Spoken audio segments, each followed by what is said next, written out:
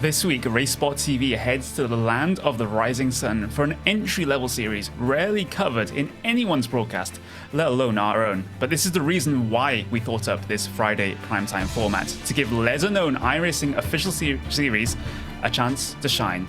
It's myself, Connery Maddock, and Randy Cheneth bringing you the iRacing Production Car Challenge here on Race Sport TV and iRacing Live in just one moment's time.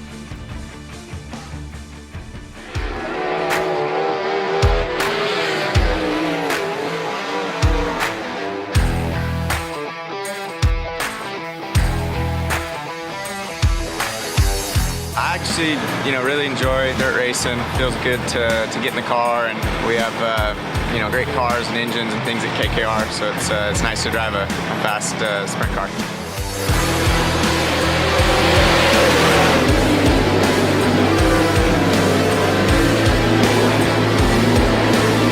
Couple of separate lines developing, three wide action on a turn two. Craig Kinzer, Casey Kane, and Kieran Pittman going at it.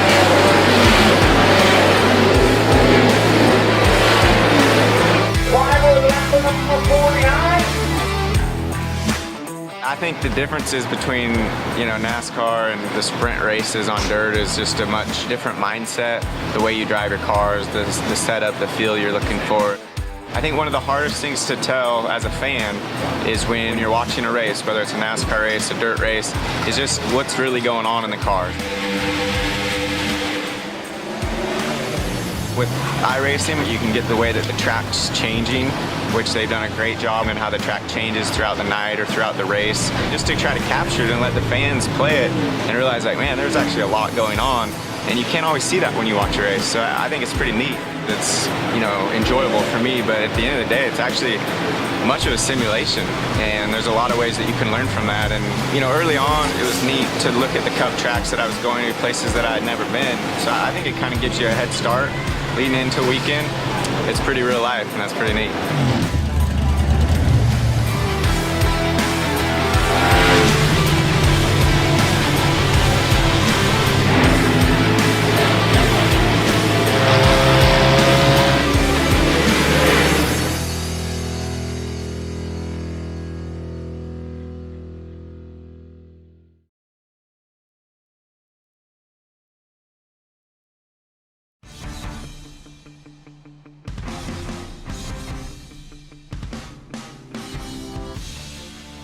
It's week 7 of the official iRacing season, and after another round of voting, you picked the iRacing Production Car Challenge at Okayama.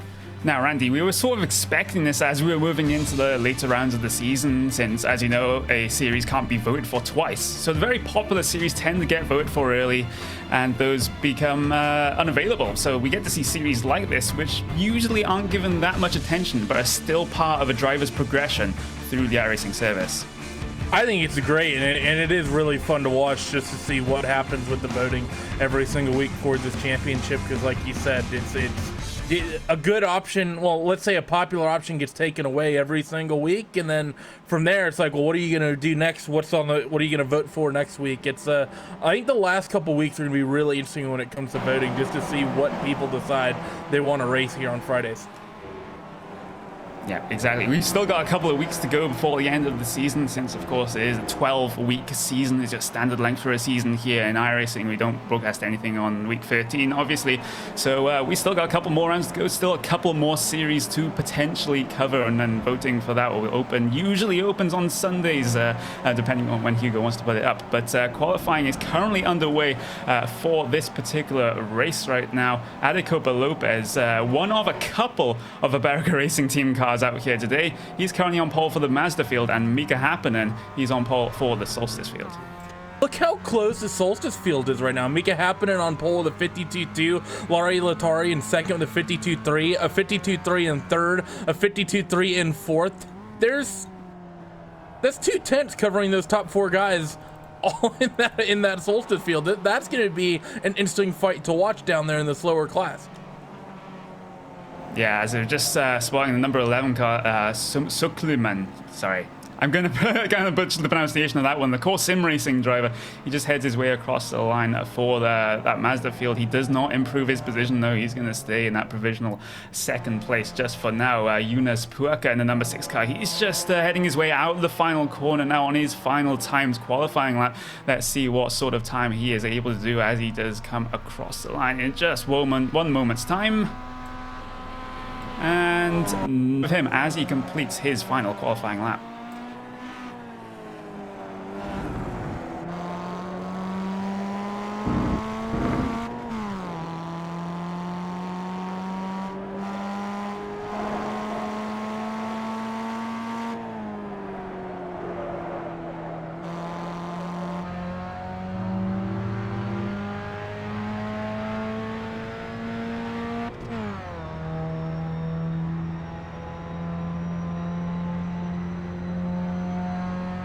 Doesn't improve his time and doesn't improve his position either. And I think that's everyone done in terms of qualifying times right now. Everyone has done their 2 allotted lap times for qualifying. So I feel it's safe to go over your grid right now.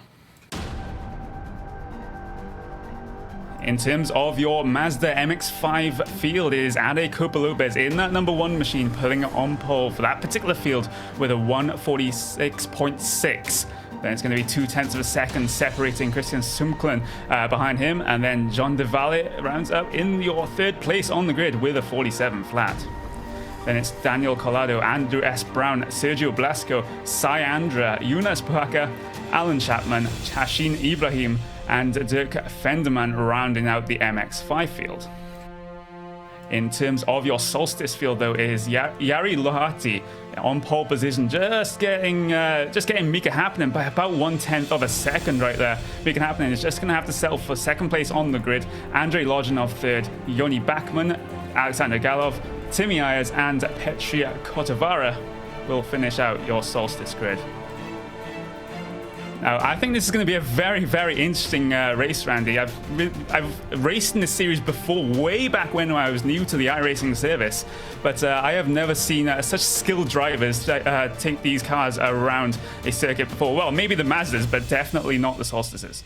I've seen them a couple times. The Club Finland guys, and in particular the Glacier guys, they have a certain fondness for that Pontiac Solstice. Joni Hagner is probably the quickest driver I've ever seen behind the wheel of that car. So not the first time I've seen this, but every single time it does happen, it's always good fun. So I think we're going to be in for an interesting 12 laps of racing here today at Okayama. Yeah, as the final car just forms on the grid right there. That was Sergio Blasco, last one on the grid right there. And the engines, well, they're going to rev, and they're going to wait for the green light. And we're going to go racing here at Okayama.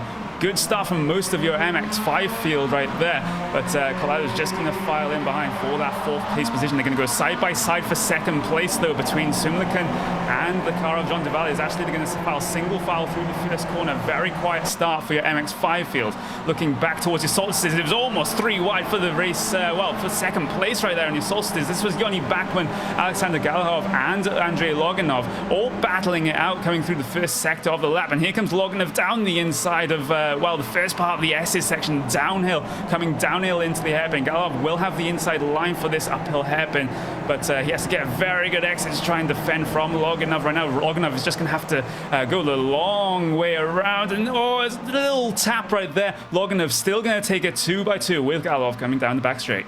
Loginov not getting a good start to this run at all. He actually has lost 2 positions since the start of this race as he now tries to fight on the left-hand side. Actually, the 13 machine of Alexander Galahov going to lift out of it just a little bit, and braking zone into the hairpin. They're going to be somewhat single file. A little bit of a tap behind between Petri Kotavara and Galahov through the hairpin, now into the quick left-hander at Revolver is the name of this corner, interestingly enough. Field in the Solstice get themselves single file.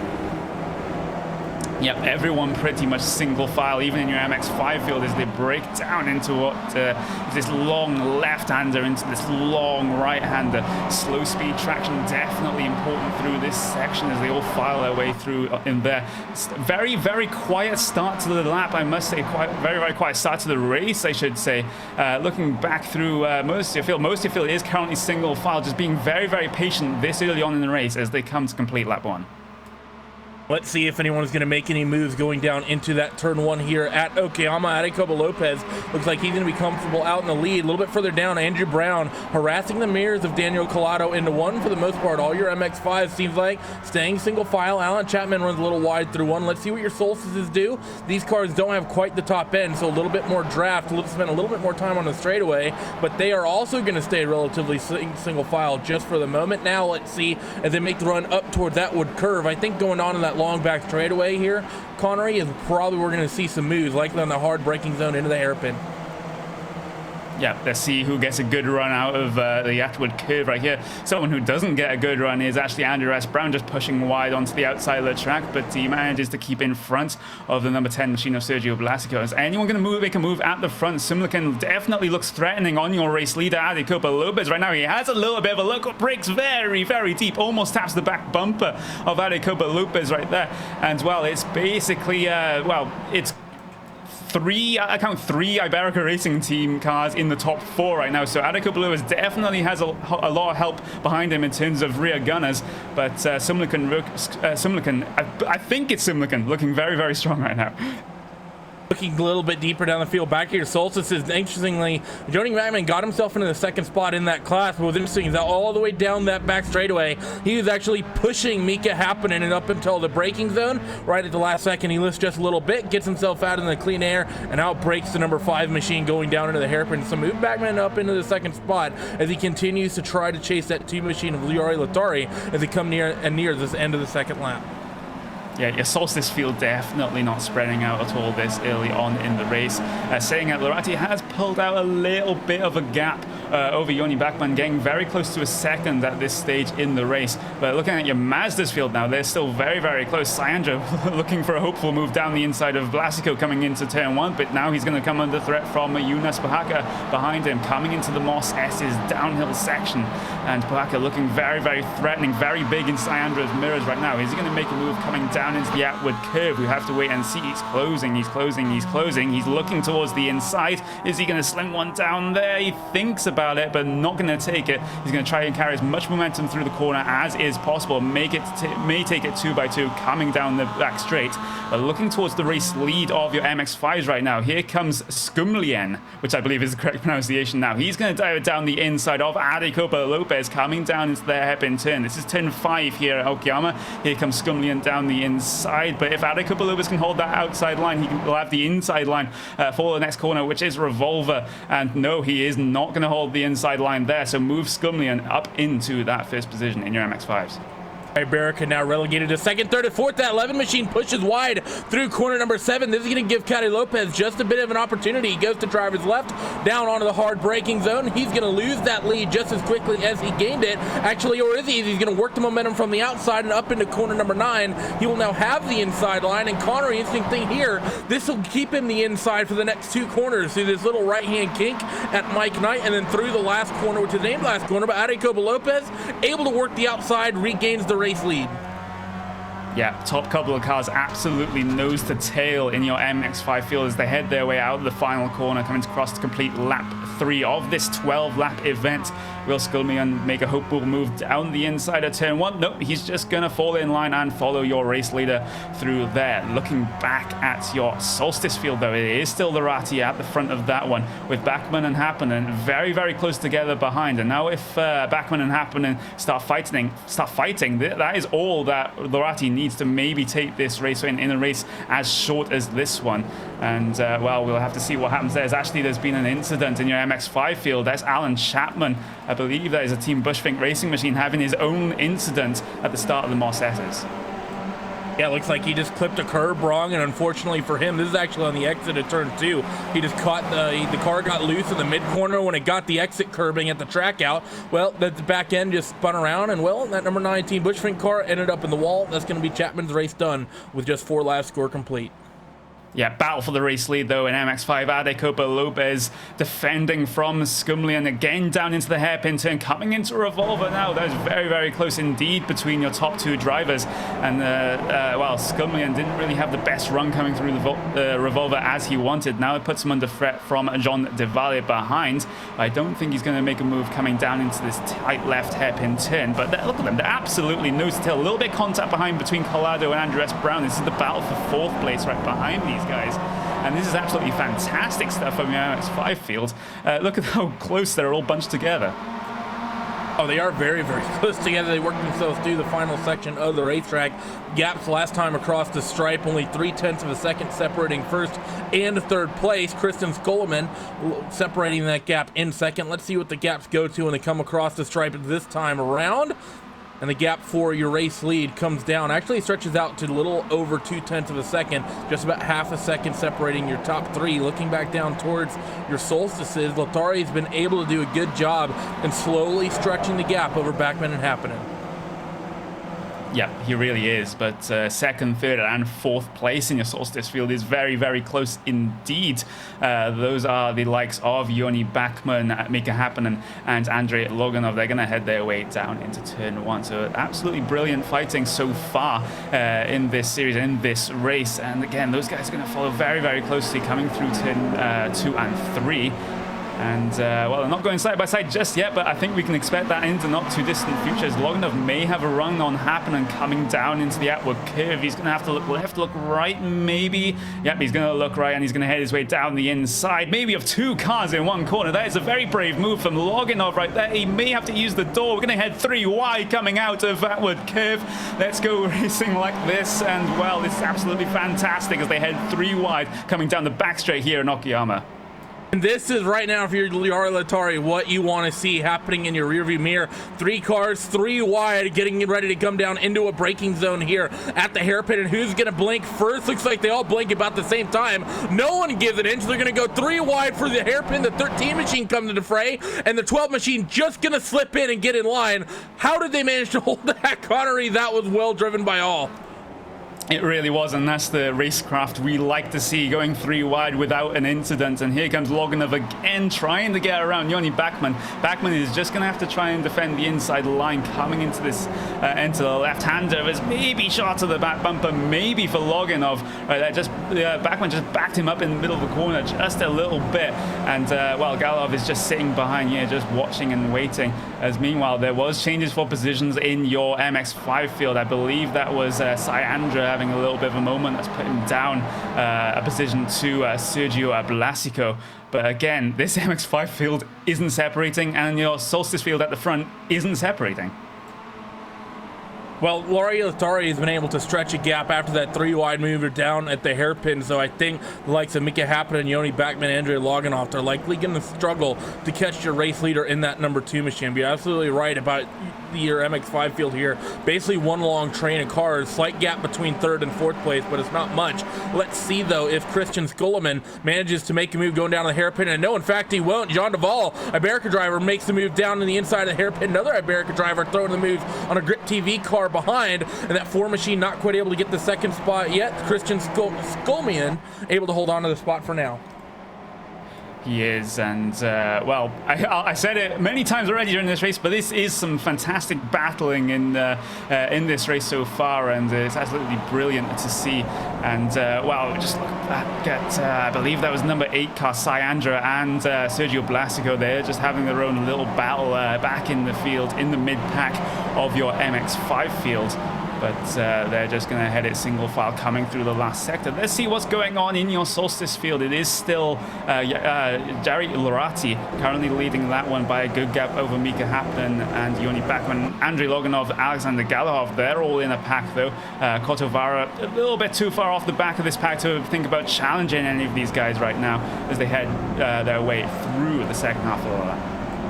Yeah, these guys have started to spread out just a little bit. They're definitely not spread out far. We still have that 4-car pack here for 2nd through 6th out there on the racetrack. But for the most part, these guys getting themselves relatively single file, which if they want to catch that 2 machine is exactly what they have to do. And we're now starting to see, actually, Connery, that MX-5 field starting to get itself divided just a little bit. You have the 3-car pack amongst your leaders, and then that gap between 3rd and 4th, Daniel Collado and Jan de Waal, 4th and 3rd, that gap has come out over about the course of this last lap or so. Yeah, it has. Things are starting to calm down slightly, but not for the race lead coming in, well, in your MX-5 field, as that's a defensive line taken there by Ade Copa-Lopez. Skumlian is going to have to try around the outside yet again, coming down into the hairpin turn of turn 5. He's going to hold it, try and hold it around the outside, but no, he gets a bunch of oversteer on that outside line. Has to settle for 2nd place just for the moment. And, well, any one of these 3 drivers at the front of the MX-5 field can win it. I have to wonder what John de Waal's plan is right now. Is it that he's going to make his moves later on in the race, or is he just going to wait for these guys to maybe have a little bit of an incident with each other? I don't think he can really have a plan just yet, because really here at this racetrack at Okayama, there's only really one good passing opportunity, and that's going into the hairpin. You can sort of make moves happen going into 1, and you can throw a dive bomb going up an outward curve at corner number 4, but for the most part, very difficult to make anything happen.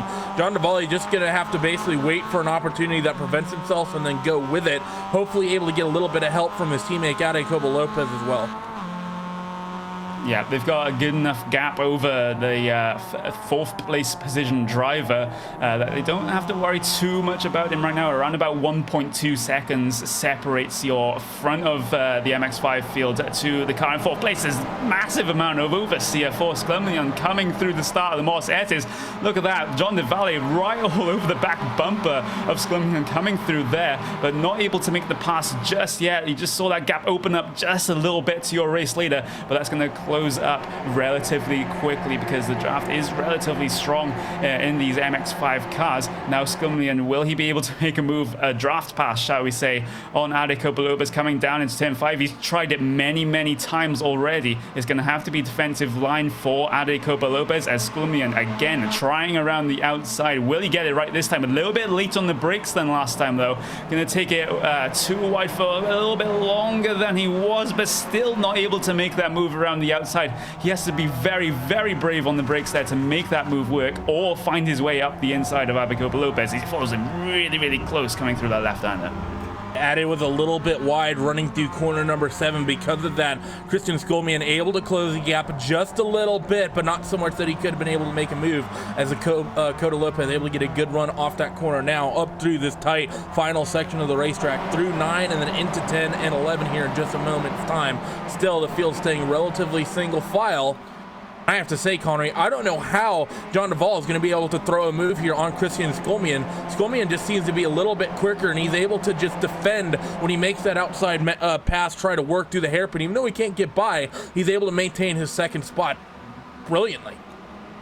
Yeah, exactly. De Waal does have a better run coming out of the final corner most times, but he's not able to capitalize on it because Skumlian has the benefit of the draft of the car ahead as he follows him very closely coming through the 1st sector of the lap, but he just isn't able to do anything with it, is John de Waal. It must be very frustrating for him behind the wheel right now as we have a look back towards the Solstice field, in fact, as 2nd to 5th place in the Solstice class, catching the leader. Larati is losing time somewhere on the track, and Happenin is catching, Backman is catching, and Loganov is catching as well. So we may see a 4 or 5 car fight for your Solstice race lead in the not too distant future if this trend continues. And lap times really consistent for these guys. In fact, Mika Happinen, last 2 laps were identical, 52.652 last time around and the lap before back. MX-5 though, fights heating up there. Ade Copa-Lopez defending, and Skolmian gonna push wide. This is gonna be the door opening for John de Waal, and that was there, I think, right there, Connery. I don't think he could have ever planned making the move in corner number 6, but the door opened, he slipped up the inside. Iberica now run 1-2. Yeah, they do, and that was the characteristic Scumlian outside line move coming down into turn 5. He's tried that around about 5 or 6 times already this race, just had to struggle getting the power down. He tried to get the power down on a little bit of the grass on the curb on the exit of the corner. That just spat the car out just a little bit, wasn't able to make the Apex 4 revolver, and that just allowed Jean de Valle through, and means that iRacing are running P1, P2, as you just said, Randy. So we'll see what Jean de Valle does with his teammate in front of him. Are they going to be team orders, or are they going to fight it out? We will just have to wait and see, as they're on to lap 10 now of this 12-lap race. The fastest car last time by, in fact, was that car of Jean de Valle. Well, almost exactly 1/10 of a second faster than his teammate in the lead right now.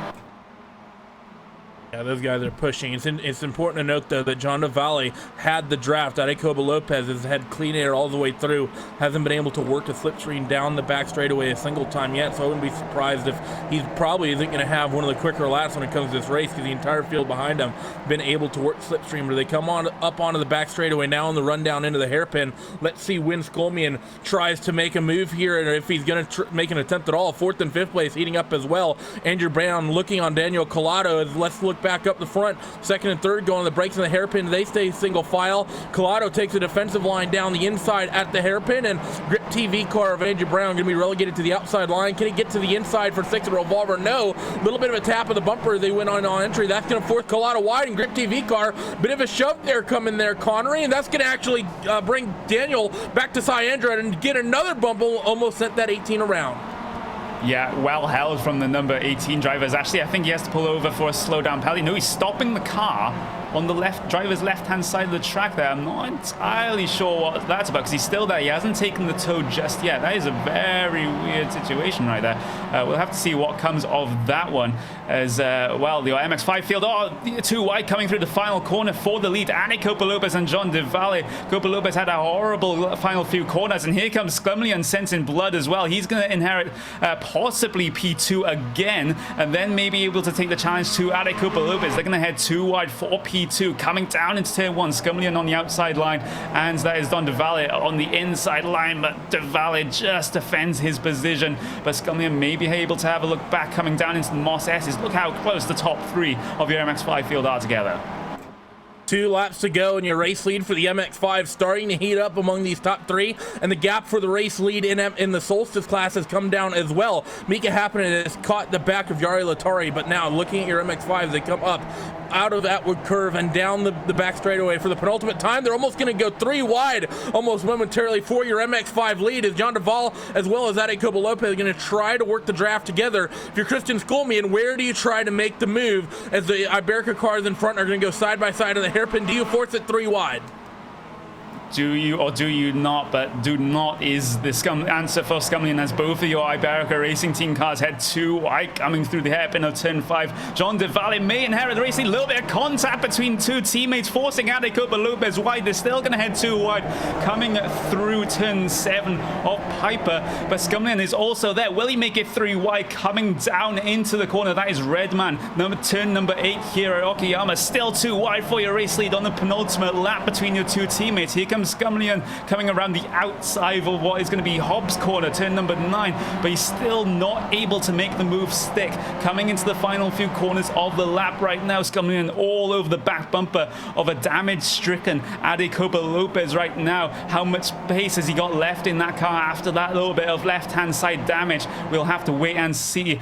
But white flag is going to be in the air this time by. This is the final lap here at Okayama, and this is going to be a top 3 fight for your MX-5 win right now. And Adecopa Lopez, again, he's got some damage to the left-hand side of the car, but well, we just have to wait and see if he can get past Jean de Valle, and maybe if Scumlian can come back on them. The gaps have stretched out just a little bit over the start of this lap. If we look back at the Solstice field, it's P1, P2. It's going to be a battle for the race lead for them, as well as they're on their penultimate lap right now. They haven't seen the white white flag just yet. This is going to be the battle between Jari Lorati, Mika Hakkinen, Joni Bäckman, and Andrei Loganov. It's going to be a 4-car fight for the race win. Coming onto the final lap for your Solstice field is going to head their way down into the final corner. Here comes Arecopa Lopez coming down. He's going to have to go around the outside of the hairpin turn off turn 5. John de Valle on the inside line. Skumlian very, very deep on the brakes. A little bit of contact between your two teammates on the apex of the corner of de Valle and Arecopa Lopez. More contact. Touring car stuff here coming down into Revolver. More contact as well. Arecopa Lopez on that inside line. Here comes Skumlian around the outside. Maybe a little bit of a shot to the back bumper here, but no such tap. It's going to have to be inside line for Skumlian. Actually, Copa Lopez is going to defend that inside line coming down into Redmond corner, and this is fantastic stuff in your MX-5 field. I think John de Valle may just have one step on the podium right now if he can just get these final couple of corners right. One step on the top of the podium, shall we say. And, well, it's going to be an Iberica Racing Team P1 and P2 as John de Valle, is going to take the race win here at Okayama. Then it's going to be Arecopa Lopez and then Christian Skumlian looking back towards your fight for the race lead for the Solstice field. They're side by side for P2. Mika Hakkinen on the inside. Here comes Joni Bäckman around the outside of 2 cars, maybe, coming down into turn number 5. He's still going to have to take it 2 wide with Mika Hakkinen on the outside line for Revolver. Is getting very, very close indeed. This is absolutely fantastic stuff on the white flag lap of this race. Still going to head 2 wide through Revolver. A little bit of contact forcing happening out wide. Here comes Andrei Loganov. Maybe he's going to stick it down the middle 3 wide. Maybe that's going to be a very, very brave move indeed, but he doesn't go for it. Still 2 wide for P2 happening on the outside. He's going to have the inside line here for Hobbs corner, turn number 9. And this is an absolutely fantastic fight. You may have to think it's going to have to be a drag race till the line at this rate if they stay side by side coming through the final couple of corners. There's the penultimate corner. Here's the final corner. It is going to be Jari Lorati taking this race win, but who's going to take P2? Hakkinen gets a fantastic run out of the final corner, but Joni Bäckman is going to be very, very close. The start finish line is quite far down this straight. Will Joni Bäckman be able to take it? We're going to go 3 wide across the line for your Solstice field, but it is going to be Mika Hakkinen taking P2. What a fantastic final lap for these guys. I mean, I think this is probably, I don't want to say a bit of a joke vote for a lot of these guys, but I mean, this is obviously one of the series that was going to have to wait until later on in the championship. The vote comes through. That may have been the best Friday primetime race I've ever seen. I think that is one of the best final laps I've seen. Just a battle with so many cars in both your classes on the final lap. That was an absolute pleasure to call, and well done to Jean de Valle and Jari Lorati for winning their respective fields. But that was very, very close for P2 in your Solstice field. And wow, I think I need to take a breath. I don't know about you, Randy.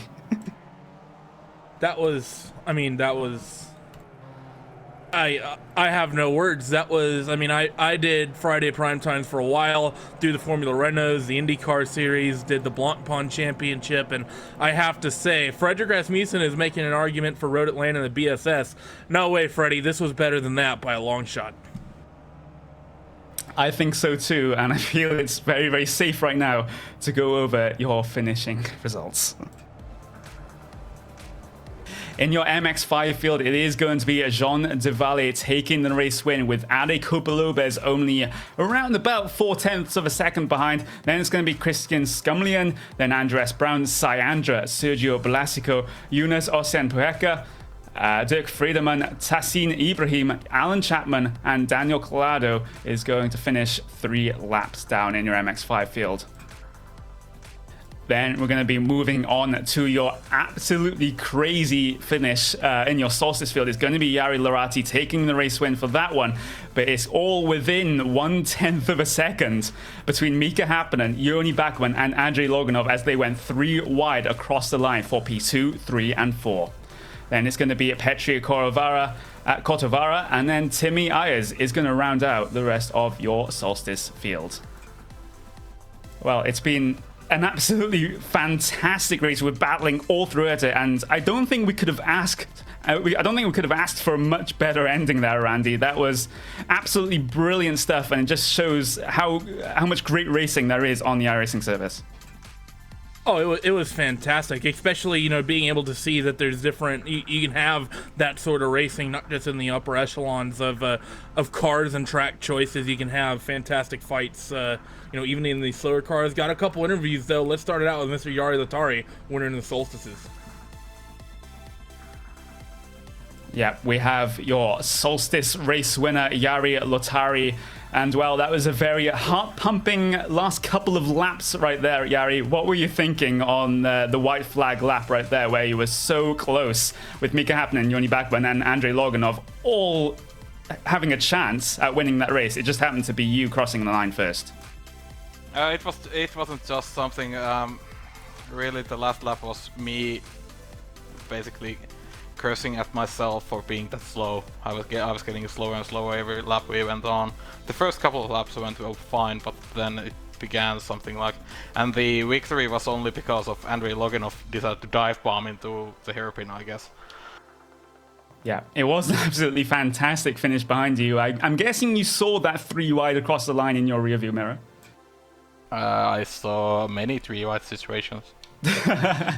Well, that's just racing in the Solstice sometimes, I guess. But it was an absolutely fantastic race for you, at least initially. But as you said, you were dropping off the pace a little bit. Mika Hakkinen was reeling you back in lap by lap near the end right there. Were you nervous coming towards the end right there? You said you were cursing at yourself, but did you feel really under threat?